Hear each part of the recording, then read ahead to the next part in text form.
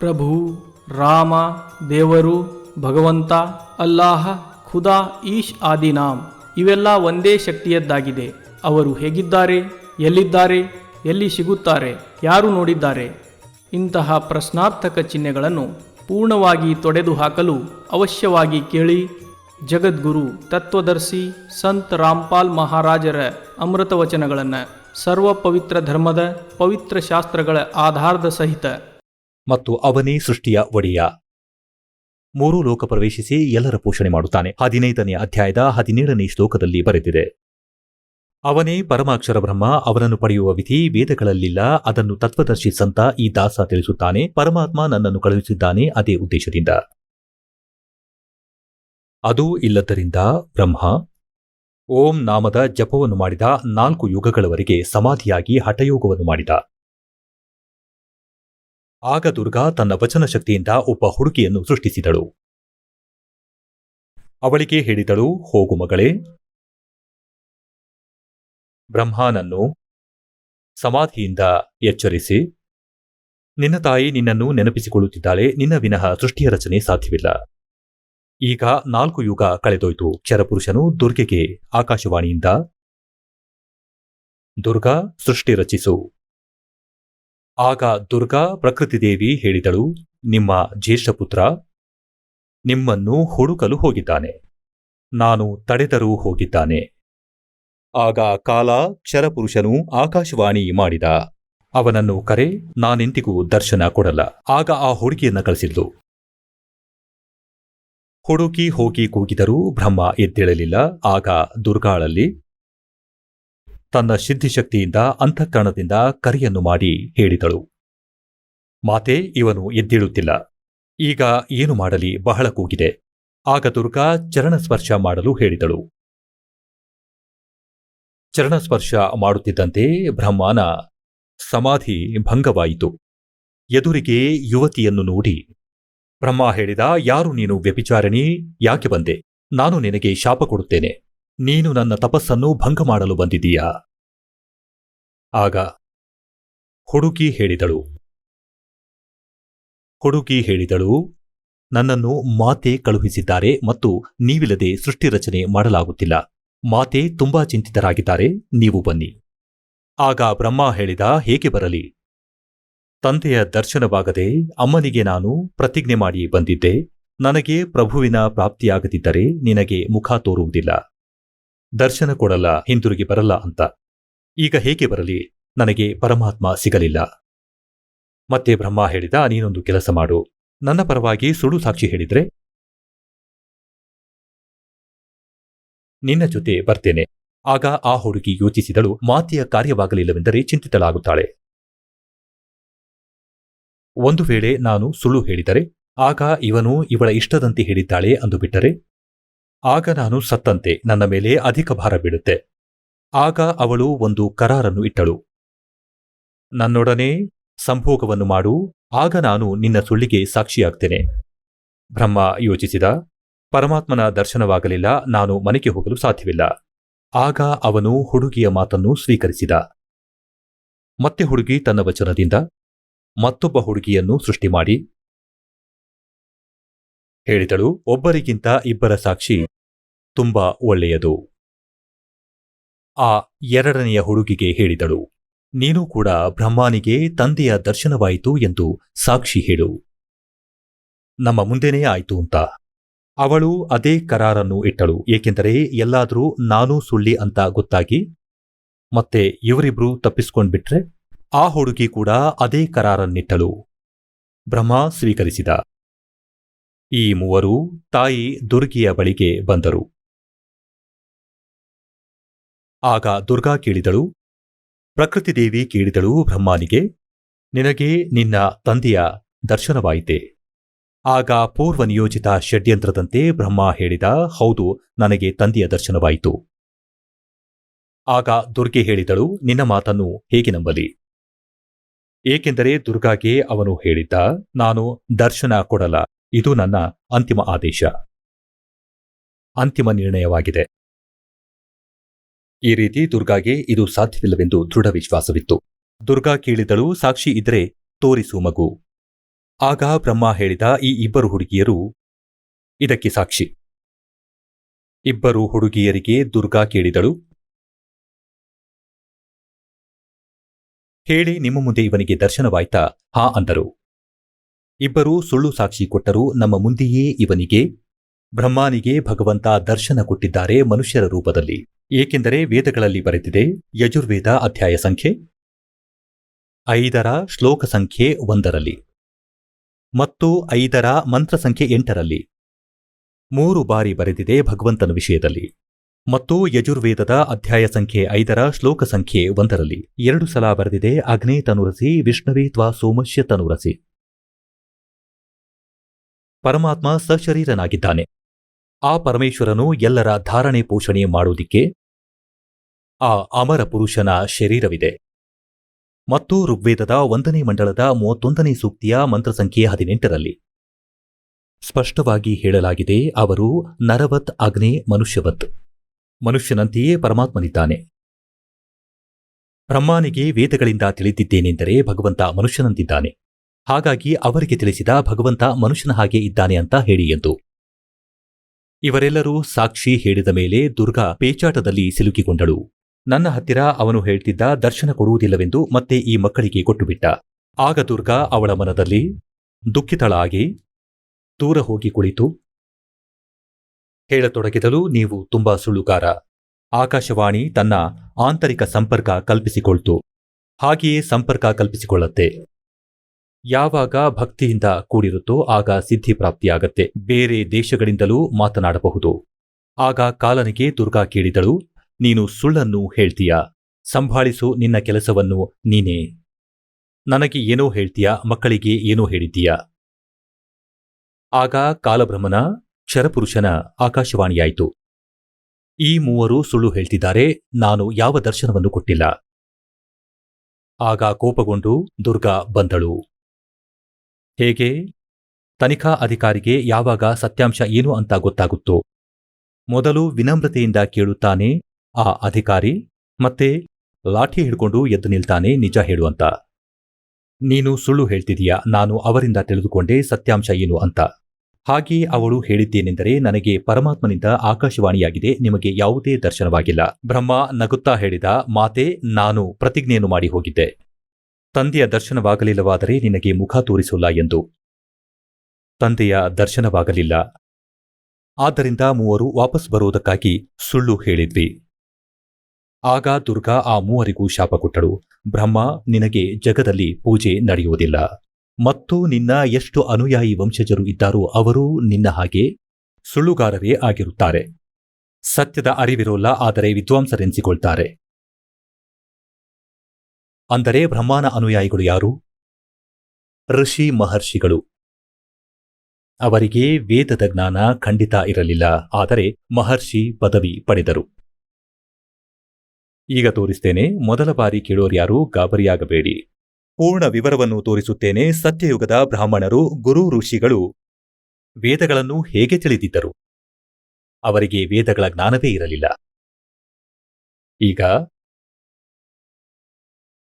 ಬ್ರಹ್ಮನಿಗೆ ತಾಯಿ ಶಾಪದಿಂದ ಪೂಜೆಯಾಗಲ್ಲವೆಂದು ಚಿಂತೆಯುಂಟಾಯಿತು. ಈ ಆಘಾತದಿಂದ ಬ್ರಹ್ಮ ಮೂರ್ಛೆ ಹೋದಂತೆ ಆಯಿತು. ಈ ವಚನದಿಂದ ಮತ್ತೆ ದುರ್ಗಾ ವಿಷ್ಣುವಿಗೆ ಹೇಳಿದಳು, ಮಗು, ನೀನು ನಿನ್ನ ತಂದೆಯನ್ನು ಹುಡುಕು. ಮತ್ತೆ ಸೃಷ್ಟಿಯ ಸಮಯದಲ್ಲಿ ನೀನು ತಪಸ್ಸನ್ನು ಮಾಡುತ್ತಾ ಕುಳಿತರೆ ಸೃಷ್ಟಿಯ ಕಾರ್ಯದಲ್ಲಿ ತೊಂದರೆಯಾಗುತ್ತದೆ. ಆಗ ವಿಷ್ಣು ಹೊರಟ ತಂದೆಯನ್ನು ಹುಡುಕಲು ಶೇಷನಾಗನ ಲೋಕದಲ್ಲಿ ತಲುಪಿದ. ಈಗ ಪುಣ್ಯಾತ್ಮರೇ, ಪ್ರತ್ಯೇಕ ಪ್ರಾಣಿ ತನ್ನ ಪ್ರಭುತ್ವವನ್ನು ಸ್ಥಾಪಿಸಿಕೊಂಡಿದೆ, ಸೀಮೆ ಗುರುತಿಸಿಕೊಂಡಿದೆ. ಎಮ್ಮೆ ಕೋಣ ಸೀಮೆಯನ್ನು ಗುರುತಿಸಿಕೊಂಡಿದ್ದು ಇನ್ನೊಂದು ಕೋಣ ಬಂದಾಗ ಅದರೊಂದಿಗೆ ಹೊಡೆದಾಡಿ ಸಾಯ್ತವೆ. ನಾಯಿಗಳು ತಮ್ಮ ಸೀಮೆಯನ್ನು ಗುರುತಿಸಿಕೊಂಡಿವೆ. ಹಾಗೆಯೇ ಯಾವಾಗ ವಿಷ್ಣು ಶೇಷನಾಗಲೋಕದೊಳಗೆ ಪ್ರವೇಶ ಮಾಡಿ ಬಂದನೋ ಆಗ ಶೇಷನಾಗ ಯೋಚಿಸಿದ, ನನ್ನ ಲೋಕದಲ್ಲಿ, ನನ್ನ ಪ್ರಭುತ್ವದಲ್ಲಿ ಹೇಗೆ ನಿರ್ಭಯನಾಗಿ ಬರುತ್ತಿದ್ದಾನೆ, ಇವನಿಗೆ ಯಾರ ಭಯವೂ ಇಲ್ಲ, ನಾನು ಇಲ್ಲಿನ ಸಾಮ್ರಾಟನಾಗಿದ್ದೇನೆ. ಈಗ ವಿಷ್ಣು ಹತ್ತಿರ ಬರ್ತಿದ್ದ ಹಾಗೆ ಅವನು 1,000 ಹೆಡೆಗಳನ್ನು ಹೀಗೆ ಅಗಲಿಸಿದ. ಶೇಷನಾಗನು ಮತ್ತೆ 1,000 ಹೆಡೆಗಳಿಂದ ವಿಷವನ್ನು ಪಸರಿಸಿದ. ಹೇಗೆ ಮಬ್ಬು ಆವರಿಸುತ್ತೋ ಹಾಗೆ ವಿಷ್ಣುವಿನ 4 ದಿಕ್ಕಿನಲ್ಲಿ ಆ ವಿಷ ಆವರಿಸಿ ಮಬ್ಬು ಕವಿಯಿತು. ಮತ್ತೆ ಶ್ರೀ ವಿಷ್ಣುವಿನ ಶರೀರದ ಮೇಲೆ, ಪೂರ್ತಿ ಶರೀರದ ಮೇಲೆ ಮೆತ್ತಿಕೊಂಡು ಕಪ್ಪು ವಿಷದಿಂದ ಶರೀರ ಕಪ್ಪಾಯಿತು. ಆಗ ವಿಷ್ಣು ಹೇಳ್ತಾನೆ, ಈ ಶೇಷನಾಗ ಏನು ಮಾಡಿಬಿಟ್ಟ? ನಾನು ಇವನಿಗೆ ಏನೂ ಹೇಳಲಿಲ್ಲ. ಅಪರಿಚಿತನ ಜೊತೆ ಇವನು ಎಂಥ ದುರ್ವ್ಯವಹಾರ ಮಾಡಿಬಿಟ್ಟ. ನಾನು ಇವನಿಗೆ ಏನೂ ಹೇಳಲಿಲ್ಲ, ಯಾವುದೇ ಹಾನಿಯನ್ನುಂಟು ಮಾಡಲಿಲ್ಲ. ನಾನು ನನ್ನ ಯಾವುದೋ ಹುಡುಕಾಟದಲ್ಲಿ ಬಂದಿದ್ದೆ. ಮತ್ತೆ ಇವನ ಬುದ್ಧಿ ಎಷ್ಟು ಕೆಟ್ಟಿದೆ. ಆಗ ವಿಷ್ಣು ಇವನನ್ನು ಮುಗಿಸಿಬಿಡೋಣ ಅಂತ ಯೋಚಿಸಿದ. ಈ ಶೇಷನಾಗನನ್ನು ವಿಷ್ಣು ಶೇಷನಾಗನನ್ನು ಹೊಡೆಯಲು ಮುಂದಕ್ಕೆ ಹೋಗ್ತಿದ್ದ ಹಾಗೆ ಆಕಾಶವಾಣಿಯನ್ನು ಮಾಡಿದ. ಆ ಬ್ರಹ್ಮನು, ಕ್ಷರಪುರುಷನು, ಇವನ ತಂದೆ. ವಿಷ್ಣು, ನೀವು ಹೀಗೆ ಒಬ್ಬರನ್ನೊಬ್ಬರು ಕೊಲ್ಲುವುದಾದರೆ ಈ ಸೃಷ್ಟಿ ಹೇಗೆ ನಡೆಯುತ್ತೆ? ನೀನು ಹಿಂತಿರುಗು. ನಾನು ಎಂದಿಗೂ ಯಾರ ಮುಂದೆಯೂ ಬರುವುದಿಲ್ಲ. ನಾನು ಯಾರಿಗೂ ದರ್ಶನವನ್ನು ಕೊಡುವುದಿಲ್ಲ. ನನ್ನನ್ನು ಯಾರೂ ಪಡೆಯಲಾರರು. ನೀನು ನಿನ್ನ ತಾಯಿಯ ಹತ್ತಿರ ಹೋಗಿ ಸತ್ಯಾಂಶವನ್ನು ತಿಳಿಸು, ನನಗೆ ದರ್ಶನವಾಗಲಿಲ್ಲ ಎಂದು.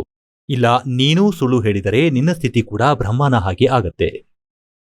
ಮತ್ತೆ ಈ ಶೇಷನಾಗ ನಿನ್ನ ಜೊತೆ ಏನು ಕೆಟ್ಟ ವ್ಯವಹಾರವನ್ನು ಮಾಡಿದ್ದಾನೋ ಅದರ ಪ್ರತಿಫಲವಾಗಿ ಇದರ ಟಿಟ್ ಫಾರ್ ಟ್ಯಾಟ್, ಅಂದರೆ ಇದರ ಸೇಡನ್ನು ನೀನು ದ್ವಾಪರ ಯುಗದಲ್ಲಿ ಶ್ರೀಕೃಷ್ಣನ ರೂಪದಲ್ಲಿ ಹೋಗ್ತೀಯಾ, ಆಗ ತೀರಿಸ್ಕೋ. ಈಗ ಇವನಿಗೆ ಏನೂ ಹೇಳಬೇಡ. ಆಗ ವಿಷ್ಣು ಆಕಾಶವಾಣಿಯನ್ನು ಕೇಳಿ ಅದು ಪರಮಾತ್ಮನ ಆಕಾಶವಾಣಿ ಅಂದ್ಕೊಂಡು ಹಿಂತಿರುಗಿ ತಾಯಿ ಬಳಿ ಬಂದ. ಆಗ ದುರ್ಗಾ ಕೇಳಿದಳು, ಮಗು, ನಿನಗೆ ನಿನ್ನ ತಂದೆಯ ದರ್ಶನವಾಯಿತಾ? ಆಗ ವಿಷ್ಣು ಹೇಳಿದ, ಇಲ್ಲ ತಾಯಿ, ಆಗಲಿಲ್ಲ. ತಾಯಿ ಕೇಳಿದಳು, ಮತ್ತೆ ನಿನ್ನ ಈ ಸ್ಥಿತಿ ಹೇಗಾಯಿತು? ಶೇಷನಾಗನ ಲೋಕಕ್ಕೆ ಹೋದೆ, ಅವನು ನನ್ನ ಜೊತೆ ಹೀಗೆ ಮಾಡಿದ. ಮತ್ತೆ ಆಕಾಶವಾಣಿಯಾಯಿತು, ಈಗ ಇವನ್ನ ಸಾಯಿಸಬೇಡ. ದ್ವಾಪರ ಯುಗದಲ್ಲಿ ನೀನು ಶ್ರೀಕೃಷ್ಣನ ರೂಪದಲ್ಲಿ ಹೋದಾಗ ಆಗ ಸೇಡು ತೀರಿಸಿಕೋ. ಇದನ್ನು ಕೇಳಿ ದುರ್ಗಾ ವಿಷ್ಣುವನ್ನು ತಬ್ಬಿಕೊಂಡು, ಮಗು, ನಿನಗೆ ಸತ್ಕಾರ್ಯದ ವಿಭಾಗವನ್ನು ಕೊಡಲಾಗುತ್ತೆ. ಜಗದಲ್ಲಿ ನಿನ್ನ ಪೂಜೆ ನಡೆಯುತ್ತೆ ಮತ್ತು ನೀನು ಸತ್ಯವಾದಿಯಾಗಿರುತ್ತೀಯ. ಈ ದುರ್ಗಾ ತನ್ನ 3ನೇ ಪುತ್ರ ಶಿವನ ಬಳಿ ಹೋಗಿ ಹೇಳಿದಳು, ಮಗು, ನಿನ್ನ 2 ಸಹೋದರರಿಗೆ ತಂದೆಯ ದರ್ಶನವಾಗಲಿಲ್ಲ. ತುಂಬಾ ಪ್ರಯತ್ನ ಮಾಡಿದರು. ಈಗ ನೀನು ನಿನ್ನ ತಂದೆಯ ಹುಡುಕಾಟವನ್ನು ಮಾಡು. ಆಮೇಲೆ ನೀನು ಸೃಷ್ಟಿಕರ್ಮ ಶುರುವಾದಾಗ ಎಲ್ಲಿ ನೀನು ಹೋಗಿ ಸನ್ಯಾಸದಲ್ಲಿ ಮಗ್ನನಾಗುವಿಯೋ ಈಗಲೇ ಹೋಗಿ ಹುಡುಕು. ಭಗವಂತ ಶಿವ ಶಂಕರನು ಬುದ್ಧಿವಂತಿಕೆಯಿಂದ ಹೇಳಿದ. ನನ್ನ ಹಿರಿಯ ಸಹೋದರರಿಗಂತೂ ತಂದೆಯ ದರ್ಶನವಾಗಲಿಲ್ಲ. ಬ್ರಹ್ಮಾನಂತೂ 4 ಯುಗ ತಪಸ್ಸು ಮಾಡಿ ಕುಳಿತ ಮತ್ತು ವಿಷ್ಣು ಸುತ್ತಾಡಿ ಹುಡುಕೋ ಪ್ರಯತ್ನ ಮಾಡಿದರು. ನಾನಂತೂ ಆ ಪ್ರಯತ್ನವನ್ನೇ ಮಾಡೋಲ್ಲ. ಆದರೆ ನನಗೊಂದು ವರದಾನ ಕೊಡು. ದುರ್ಗೆಗೆ ಶಿವ ಹೇಳಿದ, ತಮೋಗುಣ ಶಿವ ಹೇಳಿದ, ನನಗೆ ಒಂದು ವರದಾನ ಕೊಡು ತಾಯಿ. ನನ್ನ ಮೃತ್ಯು ಯಾವತ್ತೂ ಆಗಬಾರದು. ನಾನು ಅಮರನಾಗಬೇಕು. ಆಗ ದುರ್ಗಾ ಹೇಳಿದಳು, ಮಗು. ಶ್ರೀದೇವಿ ಹೇಳಿದಳು, ಪುತ್ರ, ಇಲ್ಲಿ ಅದು ಸಾಧ್ಯವಿಲ್ಲ. ಯಾರ ಜನ್ಮವಾಗಿದೆಯೋ ಅವರ ಮೃತ್ಯು ಆಗಿಯೇ ತೀರುತ್ತೆ. ಇದು ನನ್ನ ಮಿತಿಯಿಂದ ಹೊರತಾದ ವಿಷಯ.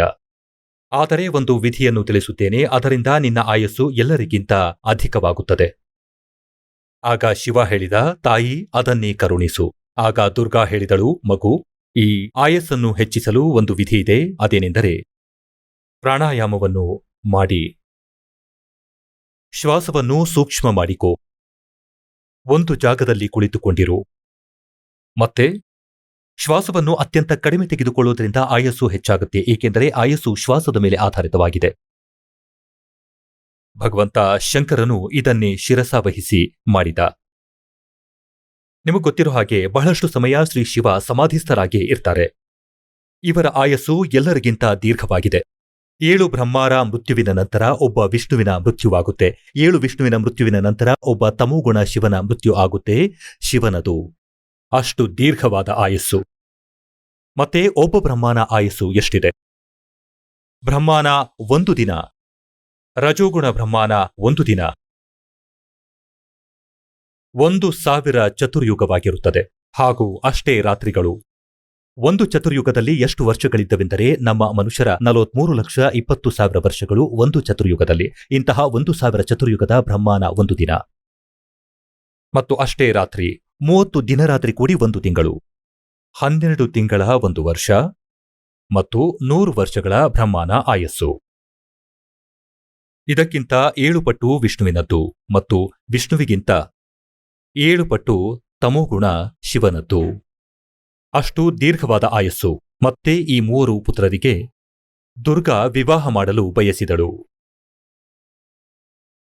ಆಕಾಶವಾಣಿಯನ್ನು ಮಾಡಿದ ಆ ಕಾಲಪುರುಷನು ದುರ್ಗೆಗೆ, ದುರ್ಗಾ, ನೀನು ಈ 3 ಮಕ್ಕಳನ್ನು ಪುನಃ ಸಾಗರ ಮಂಥನಕ್ಕೆ ಕಳುಹಿಸು. ಮತ್ತೆ ಅಲ್ಲಿ ಇವರ ವಿವಾಹ ಮಾಡಲು ನೀನೇ 3 ರೂಪವನ್ನು ಧರಿಸಿಕೊಂಡು, ಹುಡುಗಿಯರ ರೂಪ ಧರಿಸಿಕೊಂಡು ಹೊರಗೆ ಬಾ. ಈಗ ಶ್ರೀದೇವಿಯು 3 ರೂಪಗಳನ್ನೂ ಧರಿಸಿ ಸಮುದ್ರದಲ್ಲಿ ಗುಪ್ತವಾಗಿ ಅಡಗಿಸಿದಳು. ಅತ್ತ ಕಡೆ 3 ಮಕ್ಕಳಿಗೆ ಸಾಗರ ಮಂಥನವನ್ನು ಮಾಡಲು ಹೇಳಿದಳು. ಅಲ್ಲಿ ಕಾಲ ಮೊದಲೇ ಎಲ್ಲ ವ್ಯವಸ್ಥೆಯನ್ನೂ ಮಾಡಿಸಿದ್ದ. ಇವರು 2ನೇ ಬಾರಿ ಸಾಗರ ಮಂಥನವನ್ನು ಮಾಡಿದಾಗ 3 ಹುಡುಗಿಯರು ಹೊರಬಂದರು. ತಾಯಿ ಹೇಳಿದಳು, ಮಕ್ಕಳೇ, ಮೊದಲು ಯಾರು ಹೊರಬರ್ತಾರೋ ಅವಳ ಪರಿಚಯ ಮಾಡಿಕೊಳ್ಳಿ. ಬೇರೆ ಬೇರೆಯಾಗಿ ಹೊರಗೆ ಬಂದರೂ 3ನೆಯವಳು ಬಂದ ನಂತರ 3ರನ್ನೂ ಕ್ರಮಬದ್ಧವಾಗಿ ಮಾಡಿಕೊಂಡು ಮಾತೆಯ ಬಳಿ ಕರೆತಂದರು. ಆಗ ದುರ್ಗಾ ಕೇಳಿದಳು, ಮೊದಲು ಹೊರಗೆ ಯಾರು ಬಂದರು? ಇವಳು. ಅವಳ ಹೆಸರನ್ನು ಸಾವಿತ್ರಿ ಅಂತ ಇಟ್ಟರು. ಬ್ರಹ್ಮನಿಗೆ ಹೇಳಿದಳು, ಇವಳು ನಿನ್ನ ಪತ್ನಿಯ ರೂಪದಲ್ಲಿರುತ್ತಾಳೆ. 2ನೆಯವಳಿಗೆ ಹೇಳಿದಳು, ನಿನ್ನ ಹೆಸರು ಲಕ್ಷ್ಮಿ. ಮತ್ತೆ ಅವಳ ವಿವಾಹವನ್ನು ವಿಷ್ಣುವಿನ ಜೊತೆ ಮಾಡಿದಳು. ಮತ್ತೆ 3ನೆಯವರಿಗೆ ಹೇಳಿದಳು, ನಿನ್ನ ಹೆಸರು ಉಮಾ ಅಂತ. ಮತ್ತೆ ಅವಳ ವಿವಾಹವನ್ನು ಶಿವನೊಂದಿಗೆ ಮಾಡಿದಳು. ಈಗ ಇಲ್ಲಿಂದ ಈ ಬ್ರಹ್ಮಾಂಡದಲ್ಲಿ ಕಾಲನ ಸೃಷ್ಟಿ ಪ್ರಾರಂಭವಾಯಿತು. ಈ ಕ್ಷರಪುರುಷನ ಪರಿವಾರ ಪ್ರಾರಂಭವಾಯಿತು. ಇದರಿಂದ ಸುರ ಮತ್ತು ಅಸುರರ ಉತ್ಪತ್ತಿಯಾಯಿತು. ಮತ್ತೆ ಪುಣ್ಯಾತ್ಮರೇ, ಪುರಾಣದಲ್ಲಿ ನಾವು ಸಾಗರ ಮಂಥನದ ಬಗ್ಗೆ ಕೇಳುತ್ತೇವೆ. 14 ರತ್ನಗಳು ಹೊರಬಂದವು. ಭಗವಂತ ಶಿವನು ವಿಷವನ್ನು ಪ್ರಾಶನ ಮಾಡಿದ ಅಂತ. ಅದು ಬಹಳ ನಂತರದ ವಿಷಯ. ಅಂದರೆ ಮೊದಲು ಇವರು ಈ ಪ್ರಕಾರ ಸಾಗರ ಮಂಥನ ಮಾಡಿದರು. ಅದು ಈ ವೇದ ಪುರಾಣಗಳಲ್ಲಿ ಇಲ್ಲ. ಅದು ಸೂಕ್ಷ್ಮ ವೇದದಲ್ಲಿದೆ, 5ನೇ ವೇದದಲ್ಲಿ. ಪುಣ್ಯಾತ್ಮರೇ, ಇದೇ ನಿಜವಾದ ಸೃಷ್ಟಿಯ ರಚನೆ. ಇದು 5ನೇ ವೇದ ಸೂಕ್ಷ್ಮ ವೇದದಲ್ಲಿದೆ. ಆ 5ನೇ ವೇದ ನಮಗ್ ಗೊತ್ತಿರಲಿಲ್ಲ. ಆದಿಶಂಕರಾಚಾರ್ಯರು ತಾವು ರಚಿಸಿದ ಪುಸ್ತಕದಲ್ಲಿ ಆ ಸೂಕ್ಷ್ಮವೇದ ಅಂದರೆ 5ನೇ ವೇದವನ್ನು ವರ್ಣಿಸಿದ್ದಾರೆ ಮತ್ತು ತಮ್ಮ ಮುಖಾಂತರ ರಚಿಸಿದ ಆ ಪುಸ್ತಕದಲ್ಲಿ ಅದನ್ನು ತಿಳಿಸಿದ್ದಾರೆ. ಸಮಯ ಬಂದಾಗ ತೋರಿಸುತ್ತೇನೆ.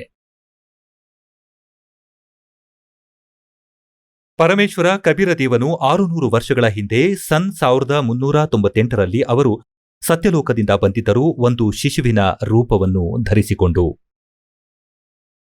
ಕಾಶಿನಗರದ ಒಂದು ಲಹರತಾರ ಹೆಸರಿನ ಕೆರೆಯಲ್ಲಿ ಕಮಲದ ಹೂವಿನ ಮೇಲೆ ವಿರಾಜಮಾನರಾಗಿದ್ದರು ಪ್ರಭುಗಳು. ಮತ್ತೆ ಅವರ ಅಮೃತವಾಣಿಯಿಂದ ಈ 5ನೇ ವೇದವನ್ನು ಹೇಳಲು ಬಂದಿದ್ದರು. ಹಾಗೂ ಅವರನ್ನು ಒಬ್ಬ ಸಂತಾನರಹಿತ ನೇಕಾರ ದಂಪತಿಗಳು ಎತ್ತಿಕೊಂಡು ಹೋಗಿದ್ದರು. ನೇಕಾರರ ಮನೆಯಲ್ಲಿ ಪ್ರಭುಗಳು ದೊಡ್ಡವರಾದರು. ತಮ್ಮ ಲೀಲೆಯ ಕಾರ್ಯಗಳನ್ನು ಮಾಡುತ್ತಾ ಜನತೆಗೆ ತೋರಿಸಿದರು. ಯಾಕಂದರೆ ಹಾಗೇ ಪರಮಾತ್ಮ ಲೀಲೆಗಳನ್ನು ಮಾಡುತ್ತಾನೆ. ವೇದಗಳಲ್ಲಿ ಅದೇ ರೀತಿ ಬರೆದಿದೆ. ಆ ಪರಮಾತ್ಮ ಪ್ರತ್ಯೇಕ ಯುಗದಲ್ಲಿಯೂ ಬರುತ್ತಾರೆ. ಮತ್ತೆ ಒಬ್ಬ ಜೀವಂತ ಮನುಷ್ಯನ ಹಾಗೆ ಕರ್ಮವನ್ನು ಮಾಡುತ್ತಾ ಲೀಲೆಗಳನ್ನು ತೋರಿಸುತ್ತಾ ಆತನ ನಿರ್ವಹಣೆಯನ್ನು ಮಾಡಿ ತೋರಿಸುತ್ತಾರೆ. ಋಗ್ವೇದ ಮಂಡಲ ಸಂಖ್ಯೆ 1, ಸೂಕ್ತ ಸಂಖ್ಯೆ 31, ಮಂತ್ರ ಸಂಖ್ಯೆ 17. ಪರಮಾತ್ಮನು ಆ ವಾಣಿಯನ್ನು 600 ವರ್ಷಗಳ ಹಿಂದೆ ಆತನ ಮುಖಾರವಿಂದದಿಂದ ಗೀತೆಯ ಅಧ್ಯಾಯ ಸಂಖ್ಯೆ 4, ಶ್ಲೋಕ ಸಂಖ್ಯೆ 32ರಲ್ಲಿ ಯಾವ ವಿಷಯದ ಬಗ್ಗೆ ಹೇಳಿದ್ದಾರೆ ಅಂದರೆ, ಧಾರ್ಮಿಕ ಯಜ್ಞಗಳು ಅರ್ಥಾತ್ ಅನುಷ್ಠಾನಗಳ ಅತ್ಯಧಿಕ ವಿಚಾರವನ್ನು ವಿಸ್ತಾರವಾಗಿ, ಜೊತೆಗೆ ಸತ್ಯದ ವಿಚಾರವನ್ನು ಬ್ರಹ್ಮಣ ಮುಖೆ. ಬ್ರಹ್ಮಣ ಅಂದರೆ ಸಚ್ಚಿದಾನಂದ ಘನ ಬ್ರಹ್ಮ. ಮುಖೆ ಅಂದರೆ ಅವನ ಮುಖಾರ್ವಿಂದದಿಂದ ಉಚ್ಚಾರಿತ ವಾಣಿಯಲ್ಲಿ ಸಂಪೂರ್ಣ ವಿಸ್ತಾರವಾಗಿ ಹೇಳಲಾಗಿದೆ. ಅದು ತತ್ವಜ್ಞಾನವಾಗಿದೆ. ಅದನ್ನು ತಿಳಿದುಕೊಂಡ ನಂತರ ಎಲ್ಲಾ ಕರ್ಮಗಳು ಸಮಾಪ್ತಿಯಾಗುತ್ತವೆ. ಅಂದರೆ ಶಾಸ್ತ್ರ ವಿರುದ್ಧ ಸಾಧನೆ ಮಾಡೋದನ್ನ ನೀವು ಬಿಟ್ಬಿಡ್ತೀರಾ. ಪರಮೇಶ್ವರ ಕಬೀರ ದೇವರು ಆ ಸಮಯದಲ್ಲಿ ಹೇಳುತ್ತಿದ್ದರು, ಈ ನಕಲಿ ಗುರು ಆಚಾರ್ಯರಿಗೆ, ಮಂಡಲೇಶ್ವರರಿಗೆ, ನೀವು ಜನರನ್ನು ತಪ್ಪುದಾರಿಗೆ ಎಳೆಯುತ್ತಿದ್ದೀರಾ. ಬ್ರಹ್ಮ ವಿಷ್ಣು ಮಹೇಶ್ವರರಿಗೆ ಯಾರೂ ತಂದೆ ತಾಯಿ ಇಲ್ಲವೆಂದು ಹೇಳಿ. ಪರಮಾತ್ಮ ಹೇಳುತ್ತಿದ್ದರು, ಇವರ ತಂದೆ ತಾಯಿಗಳಿದ್ದಾರೆ. ಇವರು ಜನ್ಮವಿತ್ತಿ ಮರಣ ಹೊಂದುತ್ತಾರೆ. ಇವರ ಮೃತ್ಯು ಆಗುತ್ತೆ. ಇವರು ಅವಿನಾಶಿಗಳಲ್ಲ. ಇವರು ಪೂರ್ಣ ದೇವರಲ್ಲ. ಅಂದಾಗ ಬಹಳ ವಿರೋಧ ವ್ಯಕ್ತವಾಗಿತ್ತು ಪರಮೇಶ್ವರರ ಬಗ್ಗೆ. ಆ ಸುಳ್ಳು ಆಚಾರ್ಯರು, ಆ ನಕಲಿ ಗುರುಗಳು ಕಬೀರ್ ಪರಮೇಶ್ವರರ ಬಗ್ಗೆ ಬಹಳ ತಪ್ಪು ಧಾರಣೆಗಳನ್ನು ಹುಟ್ಟುಹಾಕಿ, ಇವನು ಸುಳ್ಳುಗಾರ, ಇವನು ವೇದ ಪುರಾಣಗಳನ್ನು ಓದಿಲ್ಲ, ಏಕೆಂದರೆ ಇವನಿಗೆ ಸಂಸ್ಕೃತ ಗೊತ್ತಿಲ್ಲ, ಅಶಿಕ್ಷಿತ ವ್ಯಕ್ತಿಯಾಗಿದ್ದಾನೆ, ಇವನಿಗೇನು ಗೊತ್ತು ವೇದ ಮತ್ತು ಗೀತೆಯ ಬಗ್ಗೆ, ಇವನು ಹೇಳಿದ್ದನ್ನು ಒಪ್ಪಬೇಡಿ, ಕೇಳಬೇಡಿ. ಆ ಸಮಯದಲ್ಲಿ ನಾವು ಜನರು ಮೋಸ ಹೋದೆವು. ಏಕೆಂದರೆ ನಮ್ಮ ಆಚಾರ್ಯರೇನಿದ್ದಾರೋ, ನಮ್ಮ ಗುರುಗಳು, ಬ್ರಾಹ್ಮಣ ಋಷಿಗಳು ಸಂಸ್ಕೃತ ಭಾಷೆ ತಿಳಿದುಕೊಂಡಿದ್ದರು. ಆಗ ನಾವು ಯೋಚಿಸಿದ್ವಿ, ಈ ಎಲ್ಲಾ ಸದ್ಗ್ರಂಥಗಳು ಸಂಸ್ಕೃತ ಭಾಷೆಯ ಲಿಪಿಯಲ್ಲಿ ಇವೆ. ಕಬೀರರಿಗೆ ಸಂಸ್ಕೃತ ಗೊತ್ತಿರಲಿಲ್ಲ. ಕಾರಣ ಇವರು ಬ್ರಾಹ್ಮಣರಿಂದ ಕಲಿತಿರಲಿಲ್ಲ. ಆದ್ದರಿಂದ ಕಬೀರರು ಸುಳ್ಳು ಹೇಳುತ್ತಿರಬಹುದು ಎಂದು ತಿಳಿದು ನಮ್ಮ ಗುರು ಆಚಾರ್ಯರೇ ಸತ್ಯ ಹೇಳಿದ್ದಾರೆ ಎಂದು ತೀರ್ಮಾನಿಸಿ ಪರಮೇಶ್ವರರ ಆ ಜ್ಞಾನವನ್ನು ಸ್ವೀಕರಿಸಲಿಲ್ಲ. ಅದರ ಪ್ರತಿಫಲವನ್ನು ನಾವು ಇಂದಿಗೂ ಅನುಭವಿಸುತ್ತಿದ್ದೇವೆ. ಭಕ್ತಿಯನ್ನು ಮಾಡುತ್ತಿದ್ದೇವೆ, ಆದರೆ ಶಾಸ್ತ್ರದ ವಿರುದ್ಧವಾಗಿ ಮಾಡುತ್ತಿದ್ದೇವೆ. ನಮಗೆ ಜ್ಞಾನವೂ ಪ್ರಾಪ್ತಿಯಾಗಿದೆ. ಅದು ಪರಮಾತ್ಮನ ಜ್ಞಾನ ಅಲ್ಲ.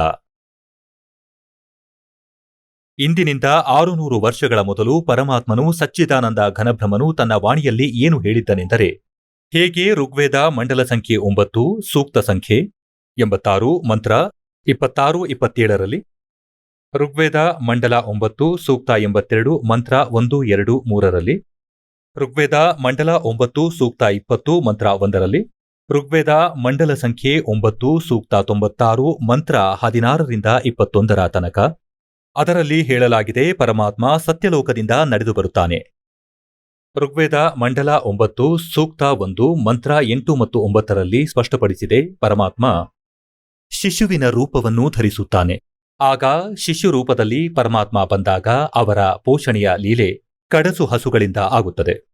ಮತ್ತೆ ಆ ಪರಮಾತ್ಮ ತತ್ವಜ್ಞಾನವನ್ನು, ಯಥಾರ್ಥ ಜ್ಞಾನವನ್ನು ತಿಳಿಸಲು ತನ್ನ ಪ್ರೀತಿಯ ಆತ್ಮಗಳನ್ನು ಭೇಟಿಯಾಗ್ತಾನೆ.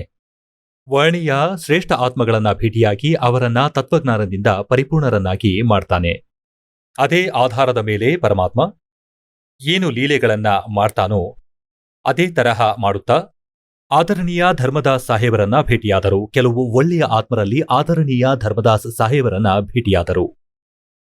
ಆದರಣೀಯ ಮಲುಕ್ದಾಸ್ ಸಾಹೇಬರನ್ನ, ಆದರಣೀಯ ದಾದೂದಾಸ್ ಸಾಹೇಬರನ್ನ, ಆದರಣೀಯ ನಾನಕ್ ಸಾಹೇಬರನ್ನ, ಆದರಣೀಯ ಗರೀಬ್ದಾಸ್ ಸಾಹೇಬರನ್ನ, ಚುಡಾಣಿಹಳ್ಳಿ ಝಜ್ಜರ ಜಿಲ್ಲೆ ಹರಿಯಾಣದವರನ್ನ ಭೇಟಿಯಾದರು. ಆದರಣೀಯ ಘೀಸಾ ಸಾಹೇಬ್ ಖೇಕಡಾಹಳ್ಳಿ ಮೇರಠ್ ಜಿಲ್ಲೆ ಉತ್ತರ ಪ್ರದೇಶದವರನ್ನ ಭೇಟಿಯಾದರು. ಅಂದರೆ ಆ ಪರಮಾತ್ಮನ ಗುಣಗಳಲ್ಲಿ ಬರೆದಿದೆ, ಅವರು ಹೀಗೆ ಮಾಡ್ತಾರೆ ಅಂತ ವೇದಗಳಲ್ಲೂ ಪ್ರಮಾಣವಿದೆ. ಅದೇ ಆಧಾರದ ಮೇಲೆ ಧರ್ಮದಾಸ್ ಸಾಹೇಬರನ್ನ ಭೇಟಿಯಾದರು.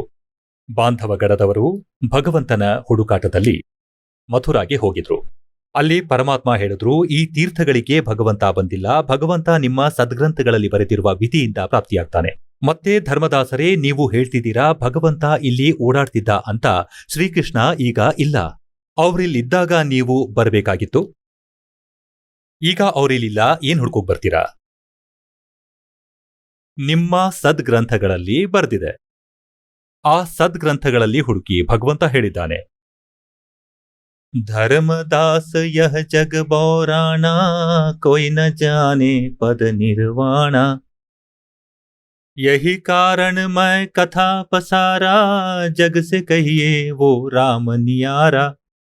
ಪರಮೇಶ್ವರ ಕಬೀರ್ ದೇವರು ಈ ಸೃಷ್ಟಿ ರಚನೆಯನ್ನು ಆದರಣೀಯ ಧರ್ಮದಾಸ್ ಸಾಹೇಬರಿಗೆ ಹೇಳಿದ್ರು. ಪರಮ ಪೂಜ್ಯ ಪರಮೇಶ್ವರ ಕಬೀರರು ಈಗ ಈ ದಾಸನು ನಿಮಗೆ ಹೇಳಿರುವ ಕಥೆಯನ್ನೇ ಆದರಣೀಯ ಧರ್ಮದಾಸ್ ಸಾಹೇಬರಿಗೆ ಹೇಳಿದರು. ಆದ್ದರಿಂದ ಈ ದಾಸನು ನಿಮಗೆ ಹೇಳಿದ, ಈಗ ಇದು ಅವರ ಸಚ್ಚಿದಾನಂದ ಘನಬ್ರಹ್ಮರ ವಾಣಿಯಲ್ಲಿ ಲಿಪಿಬದ್ಧವಾಗಿದೆ, ಕಬೀರ್ ಸಾಗರದಲ್ಲಿ ಬರೆಯಲಾಗಿದೆ. ಅದರಿಂದ ಓದಿ ಹೇಳ್ತಿದ್ದೀನಿ ನಿಮ್ಗೆ. ಅದು ಕಬೀರ ವಾಣಿ, ಸಚ್ಚಿದಾನಂದ ಘನಬ್ರಹ್ಮರ ವಾಣಿ ಎಂದು ಹೇಳಲಾಗುತ್ತೆ. ಅದರ ವಿಷಯದಲ್ಲಿ ಗೀತೆಯ 4ನೇ ಅಧ್ಯಾಯ 32ನೇ ಶ್ಲೋಕದಲ್ಲಿ ಹೇಳಲಾಗಿದೆ, ಸಚ್ಚಿದಾನಂದ ಘನಬ್ರಹ್ಮರ ಅಮೃತ ವಾಕ್ಯಗಳಿಂದ ಉಚ್ಚರಿತ ಅಮರವಾಣಿಯಲ್ಲಿ ಕಬೀರ್ವಾಣಿಯಲ್ಲಿ ಬರೆದಿದೆ. ಧರ್ಮದಾಸ ಯಹ ಜಗ ಬೌರಾನಾ ಕೊಯ್ ನ ಜಾನೆ ಪದ ನಿರ್ವಾಣ ಯಹಿ ಕಾರಣ ಮೈ ಕಥಾ ಪಸಾರಾ ಜಗ ಸೆ ಕಹಿಯೇ ಓ ರಾಮ ನಿಯಾರಾ ಯಹಿ ಜ್ಞಾನ ಜಗ ಜೀವ ಸುನಾವು ಸಬ್ ಜೀವೋं का भरम नसाओ अब मैं तुमसे कहूं चिताई ತಿರುದೇವನ್ ಕಿ ಉತ್ಪತ್ತಿ ಭಾಯಿ. ಈ 3 ದೇವರ ಸೃಷ್ಟಿಯನ್ನ ನಾನು ನಿಮಗೆ ಹೇಳುತ್ತೇನೆ ಎಂದು ಪರಮೇಶ್ವರ ಕಬೀರರು ಹೇಳ್ತಾರೆ. ಪರಂಪೂಜ್ಯ ಕಬೀರ್ ಪರಮೇಶ್ವರರು ಏನು ಹೇಳುತ್ತಾರೆ? ಈಗ ನಾನು ನಿಮಗೆ ನಿಮ್ಮ 3 ದೇವರ ಸೃಷ್ಟಿಯನ್ನ ಹೇಳುತ್ತೇನೆ ಪುಣ್ಯಾತ್ಮರೇ. 600 ವರ್ಷಗಳ ಮೊದಲು ಪರಮಾತ್ಮನು ಈ ಜ್ಞಾನವನ್ನು ತನ್ನ ಸಚ್ಚಿದಾನಂದ ಘನಬ್ರಹ್ಮನ ವಾಣಿಯಲ್ಲಿ ಹೇಳಿದ್ದನ್ನು ಬರೆಯಲಾಗಿತ್ತು. ಮತ್ತೆ ಇದನ್ನೇ ನಿಮ್ಮ ಮುಂದೆ ಇಡುತ್ತೇವೆ, ಪುರಾಣದಲ್ಲಿರೋದನ್ನ. ಮತ್ತೆ ವೇದಗಳಲ್ಲಿ, ಗೀತೆಯಲ್ಲಿ ನೀವು ಹಲ್ಲುಗಳಿಂದ ಬೆರಳನ್ನು ಕಚ್ಚಿಕೊಂಡು, ಹೇ ಪರಮಾತ್ಮ, ನಮ್ಮನ್ನ ಹೇಗೆ ಮೂರ್ಖರನ್ನಾಗಿ ಮಾಡಿದ್ರು ಈ ನಕಲಿ ಆಚಾರ್ಯರು, ಗುರುಗಳು. ನಮ್ಮ ಸಿಲೆಬಸ್ನ ಪರಿಚಯ ಮಾಡಿಸಲಿಲ್ಲ ಈ ಆಧ್ಯಾತ್ಮಿಕ ಗುರುಗಳು. ನಮ್ಮ ಸಿಲೆಬಸ್ ನಮ್ಮ ಸದ್ಗ್ರಂಥಗಳಾಗಿವೆ. ಇದರಿಂದ ಹೊರತಾದ ಜ್ಞಾನವನ್ನು ತಿಳಿಸಿದರೆ ಅದು ಸಿಲೆಬಸ್ ಅಂದರೆ ಶಾಸ್ತ್ರದ ವಿರುದ್ಧವಾಗಿದೆ. ಅಬ್ ಮೈ ತುಮ್ಸೆ ಕಹೂಂ ಚಿತಾಯಿ ತಿರುದೇವನ್ ಕಿ ಉತ್ಪತ್ತಿ ಭಾಯಿ ಕುಚ್ ಸಂಕ್ಷೇಪ ಕಹೂಂ ಗಹುರಾಯಿ ಸಬ್ ಸಂಶಯ ತುಮ್ಹರೆ ಮಿಟ ಜಾಯಿ. ಇಲ್ಲಿ ಹೇಳ್ತಾರೆ, ಸ್ವಲ್ಪ ಸಮಯದಲ್ಲಿ ಸಂಕ್ಷಿಪ್ತವಾಗಿ ಹೇಳುತ್ತೇನೆ, ಆಗ ಎಲ್ಲಾ ಸಂಶಯಗಳು ದೂರವಾಗುತ್ತೆ. ಜ್ಞಾನಿ ಸುನೆ ಸೋ ಹೃದಯ ಲಗಾಯಿ ಮೂರ್ಖ ಸುನೆ ತೋ ಗಮನ ಪಾಯಿ.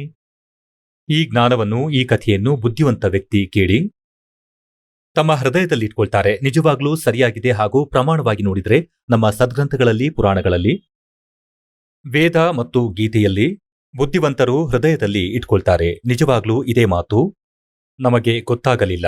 ಅಂದರೆ ಮೂರ್ಖ್ ಸುನೇತೋ ಗಮ್ ನೈ ಪಾಯಿ ಅಂದರೆ ಅವನಿಗೆ ಅರ್ಥ ಆಗಲ್ಲ, ಅವನಂತೂ ತಿಳಿಗೇಡಿ ಮನುಷ್ಯ. ಪ್ರಮಾಣ ನೋಡಿ ಕೂಡ ಒಪ್ಪಲಿಲ್ಲ ಅಂದ್ರೆ ಅವನು ತಿಳಿಗೇಡಿ ವ್ಯಕ್ತಿ.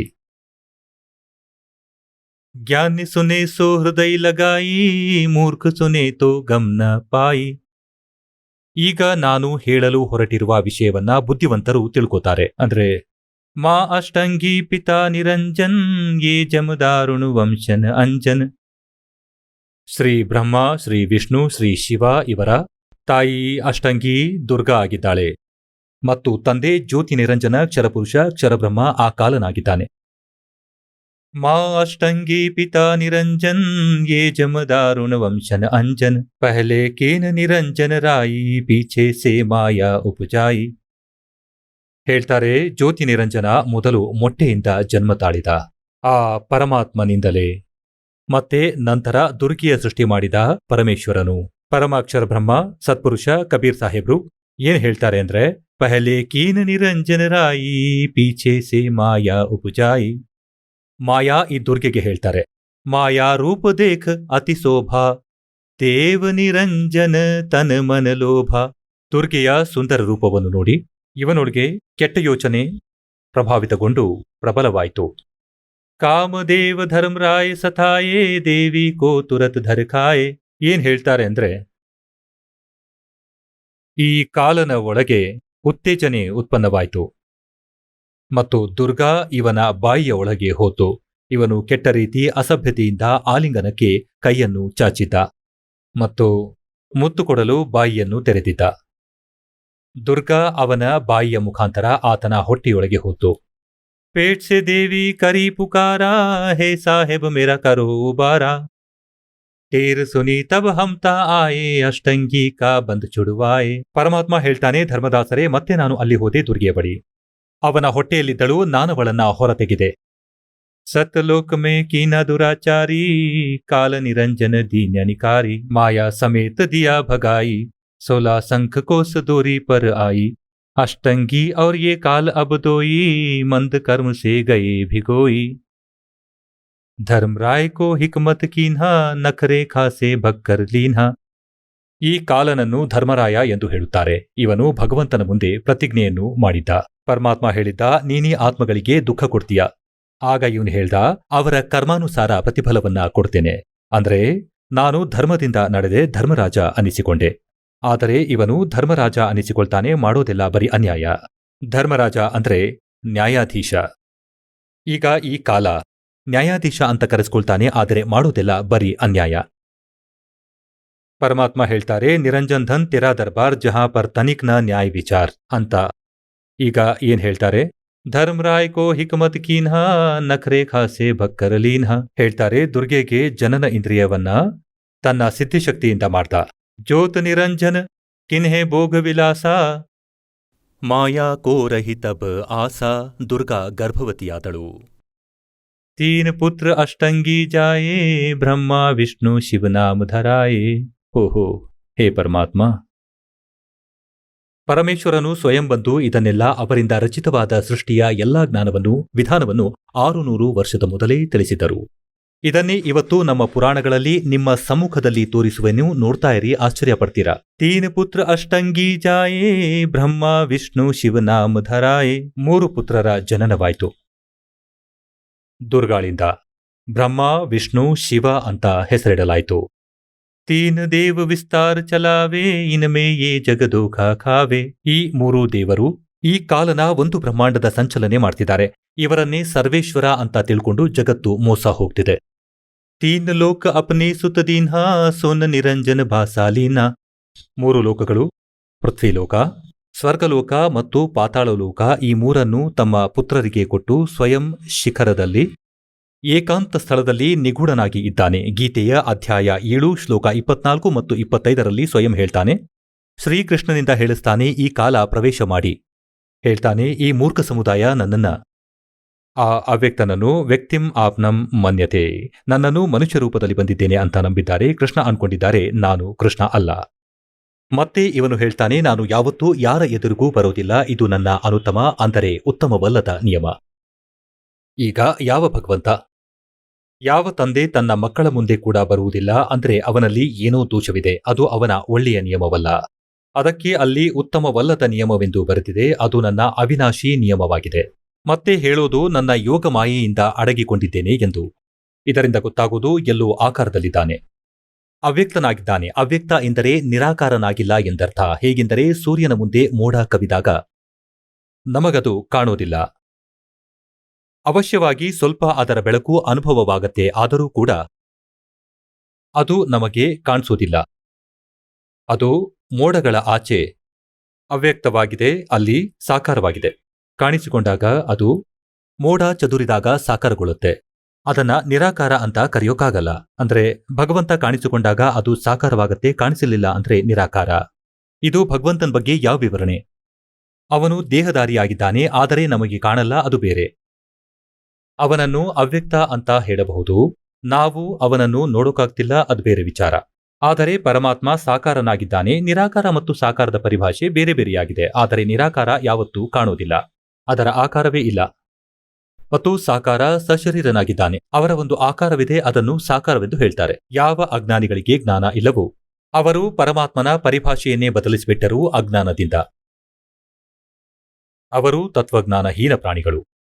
ಇವನು ಸ್ವತಃ ಹೇಳ್ತಾನೆ, ನಾನು ಅಡಗಿಕೊಂಡಿದ್ದೇನೆ, ಯಾವತ್ತೂ ಯಾರ ಮುಂದೆ ಬರೋದಿಲ್ಲ. ಇದನ್ನೇ ಪರಮೇಶ್ವರ ಸಚ್ಚಿದಾನಂದ ಘನಬ್ರಹ್ಮವಾಣಿ ಹೇಳುತ್ತೆ, ಕಬೀರವಾಣಿ. ಈ ಜ್ಯೋತಿ ನಿರಂಜನ ಸುನ್ ಥಿಕಾನ ಅಂದ್ರೆ ಮೇಲೆ 21ನೇ ಬ್ರಹ್ಮಾಂಡದ ಸ್ಥಾನದಲ್ಲಿ ಇರ್ತಾನೆ. ಮತ್ತೆ ಬ್ರಹ್ಮ ವಿಷ್ಣು ಶಿವ ಭೇದನ ಜಾನ್ಯ. ಬ್ರಹ್ಮ ವಿಷ್ಣು ಮಹೇಶ್ವರರಿಗೂ ಅವನು ಎಲ್ಲಿದ್ದಾನೆ ಅಂತ ಗೊತ್ತಿಲ್ಲ. ತಿನ್ ಲೋಕ ಅಪನೆ ಸುತದೀನ್ಹ ಸುನ್ ನಿರಂಜನ ಬಾಸಾಲೀನ್ಹ. ತೀನ್ ದೇವ್ಸು ಉಸ್ಕೋ ಧ್ಯಾವೆ ನಿರಂಜನ್ ಕಾವು ಪಾರ್ನ ಪಾವೆ. ಈ 3 ದೇವರುಗಳು ಸಮಾಧಿಸ್ಥರಾಗಿ ಪ್ರಯತ್ನವನ್ನು ಮಾಡ್ತಾರೆ, ಏಕೆಂದರೆ ಭಗವಂತ ಇಲ್ಲದೆ ಆತ್ಮಕ್ಕೆ ಇರಲು ಸಾಧ್ಯವಿಲ್ಲ. ಕೆಲಕಾಲ ತಪಸ್ಸು ಮಾಡುವ ಚೇಷ್ಟೆಯನ್ನು ಅಷ್ಟೇ ಮಾಡ್ತಾರೆ, ಆದರೆ ಅವನನ್ನು ಭೇದಿಸಲಾಗಲಿಲ್ಲ. ಇವರು ಮೊದಲೇ ಪ್ರಯತ್ನಿಸಿ ನೋಡಿದರೂ ಪರಮಾತ್ಮ ಸಿಗಲಿಲ್ಲ. ಆದ್ದರಿಂದ ದುರ್ಗೆ ಅವರಿಗೆ ಹೇಳಿದಳು, ಅವನು ನಿರಾಕಾರಿ. ಅವನು ನಿರಾಕಾರಿ ಅಂತ ಸ್ವೀಕರಿಸಿದ್ರು ಮತ್ತು ಇವರು ಕೂಡ ಪ್ರಯತ್ನಿಸಿ ನೋಡಿದ್ರು. ಸಿಗದಿದ್ದಾಗ ಎಲ್ಲರೂ ವ್ಯಾಖ್ಯಾನವನ್ನು ಬದಲಿಸಿಕೊಂಡು ಅವರ ಯೋಚನೆಯ ಆಧಾರದ ಮೇಲೆ ಪರಮಾತ್ಮ ನಿರಾಕಾರಿ ಅಂದ್ಕೊಂಡ್ರು, ಏಕೆಂದ್ರೆ ಕಾಣಿಸ್ತಿರ್ಲಿಲ್ಲ. ಅವರ ವೇ ಆಫ್ ವರ್ಷಿಪ್ ಪರಮಾತ್ಮನನ್ನು ನೋಡುವದ್ದಾಗಿರಲಿಲ್ಲ. ವೇದಗಳಲ್ಲೇನು ವರ್ಣನೆ ಇದೆ ಪರಮಾತ್ಮನ ಬಗ್ಗೆ, ಓಂ ನಾಮ ಮತ್ತು ಇತರೆ ಸಾಧನೆಗಳಿವೆ, ಅವು ಪರಮಾತ್ಮನನ್ನು ಪಡೆಯುವಂಥದ್ದಲ್ಲ. ಯಾಕೆಂದ್ರೆ ಗೀತೆಯ ಅಧ್ಯಾಯ 11 ಶ್ಲೋಕ 47-48ರಲ್ಲಿ ಈ ಶ್ರೀಮದ್ ಭಗವದ್ಗೀತೆಯ ಜ್ಞಾನವನ್ನು ಇದೇ ಕಾಲನೆ ಕೊಡುತ್ತಿದ್ದಾನೆ. ಶ್ರೀಕೃಷ್ಣನಲ್ಲಿ ಪ್ರವೇಶ ಮಾಡಿ. ಅವನು ಹೇಳ್ತಾನೆ, ಅರ್ಜುನ, ಇದು ನನ್ನ ವಾಸ್ತವಿಕ ರೂಪ. ತನ್ನ ವಿರಾಟ ರೂಪವನ್ನು ತೋರಿಸಿದ ಮತ್ತು ತನ್ನ ದರ್ಶನವನ್ನು, ತನ್ನ ಪ್ರಾಪ್ತಿಯನ್ನು, ಅಂದರೆ ಯಾವತ್ತೂ ಎಂದಿಗೂ ದರ್ಶನವನ್ನು ನೀಡುವುದಿಲ್ಲ, ಏಕೆಂದರೆ ಅವನು ಪ್ರತಿಜ್ಞೆಯನ್ನು ಮಾಡಿದ್ದಾನೆ. ಮತ್ತವನು ಹೇಳ್ತಾನೆ, ಅರ್ಜುನ, ಇದರ ಮೊದಲು ನನ್ನ ಈ ರೂಪವನ್ನು ಏನಿವತ್ತು ನೋಡುತ್ತಿರುವೆಯೋ, ಮೊದಲು ಯಾರೂ ನೋಡಿಲ್ಲ ಈ ವಿರಾಟ ರೂಪವನ್ನ.